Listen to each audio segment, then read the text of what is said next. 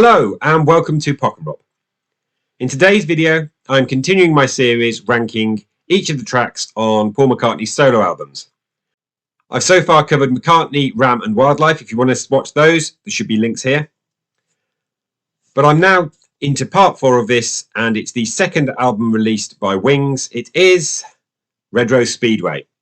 This came out in 1973 and was originally slated to be a double album. But it was cut, and it was cut quite deeply and somewhat, in my view, unkindly. There are 9 tracks on the original album, so I'm going to be ranking all 9. Before I start doing that, I'll just remind you to like the video, hit the subscribe button and the bell to receive notifications of future content. So let's dive in with number 9, and I have placed Loop, the first Indian on the moon. This track is amongst my 10 worst Paul McCartney tracks ever. I have always disliked it, and it boggles my mind why this was kept on this stripped down version of Rose Speedway when there were so many better other tracks. I would argue there were 9 better other tracks than Loop. Everything else on the rest of this list, I could see why he would include, but not Loop. I know Paul likes to be experimental. We have McCartney 2 that proves that. We have the work with Fireman that proves that. But Rose Speedway's inclusion of Loop is a massive mystery to me. At best, it's a B-side. And the best thing I can say about Loop is it makes me like Mumbo from Wildlife. At number 8, I have placed the medley that closes side 2 of the record.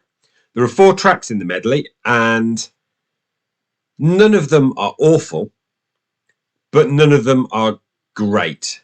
The closest we get is Hands of Love and Lazy Dynamite. So let's look at each of the 4 tracks one by one. So first of all, we have Hold Me Tight. Not the first time that Paul has written a song with that title, neither of which are up to much.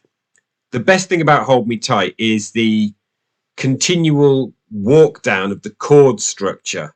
It improves a little bit with Lazy Dynamite, but it's, again, not a great song.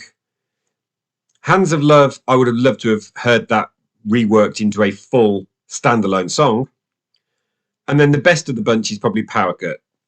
Now, that's got a little bit of context around it. It was written during a power cut. There were power issues during the early 70s.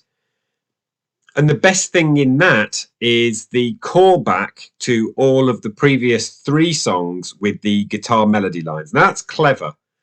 It's got some merit, but that merit comes from the fact that the previous 3 songs are there as well. Would Power Cut stand alone? I'm not entirely sure it would. There was a time when medley was my favourite thing on Rose Speedway. But as I've grown older, I've grown to dislike it to a certain extent. I don't hate it. I would never skip it. I'd skip Loop, but I wouldn't skip the medley. So I placed it at number 8. Number 7, I placed My Love. Now, this gets an awful lot of stick because it is syrupy, it's schmaltzy, but it's schmaltz in a good way.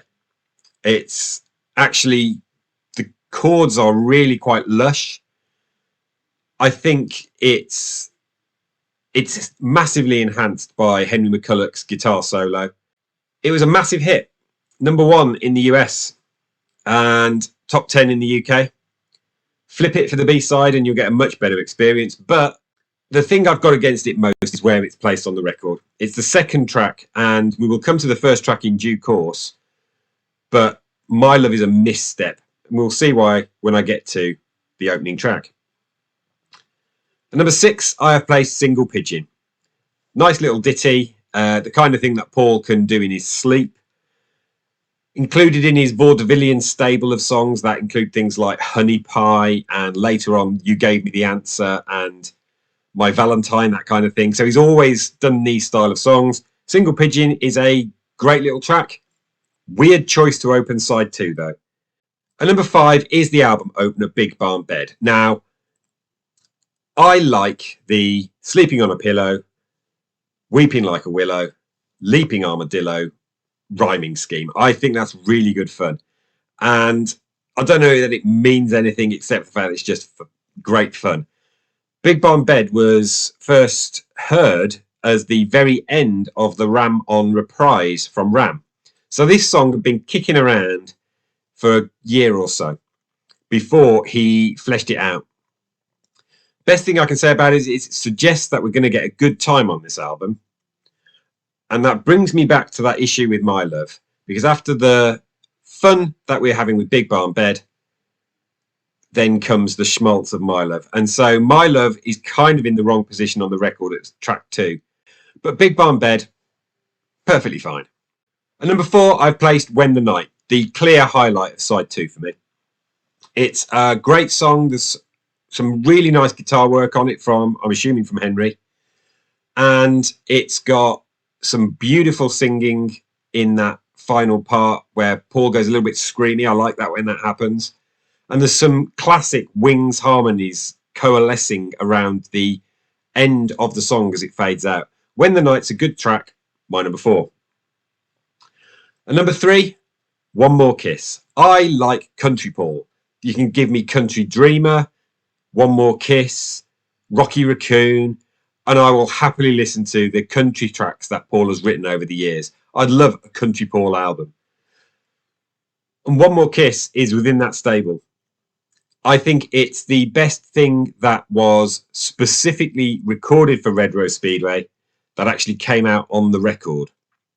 That's not to say that I think it is by any means the best thing that was recorded for Red Rose Speedway that got shelved, but it's the best thing that made the record.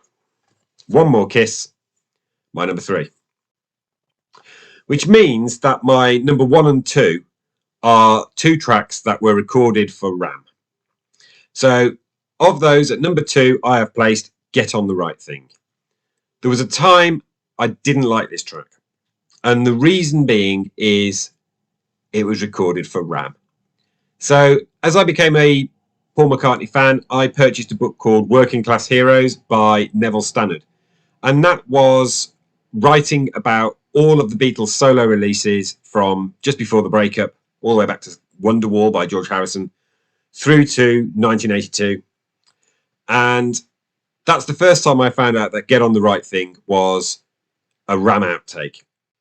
It features Dave Spinoza on guitar, and Denny Lane does not appear on it at all. Neither does Henry McCulloch. So I think in my head this wasn't a Wings track. Now that I'm older and allegedly more mature, I can see beyond that and see that this is actually one of the highlights of the record. And it's still marginally problematic for me that the 2 best things weren't recorded for Red Rose Speedway. And in this case, only feature 3/5 of what was that Wings lineup at the time. But here's the thing.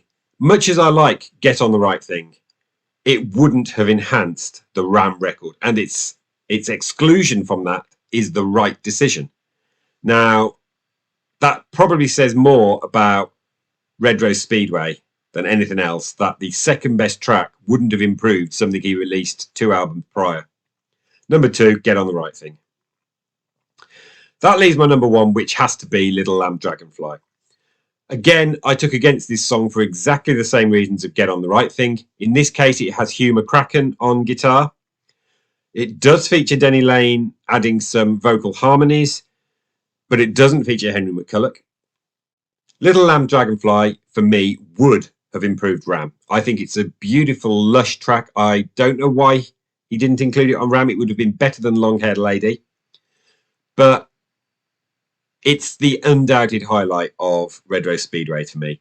And on the double, it closes the album, and that is almost a perfect position for it. It's a lush track. It's got all the best things that he does in terms of stitching stuff together, although it was written as one piece. There's the heartbreaking story that it was inspired by the actual death of one of the sheep on his farm. For me, Little Lamb Dragonfly is the second best thing from the 2 early Wings lineups. Live and Let Die outstrips it. But Little Lamb Dragonfly is fantastic, and more of that and lesser Loop and Red Rose Speedway would be a much higher ranked album in my rankings. So that concludes my ranking of the 9 tracks from the As Released album. I'm going to stop there. I could talk about the other 9 tracks on the double, or the additional 3 that weren't even in consideration for the double.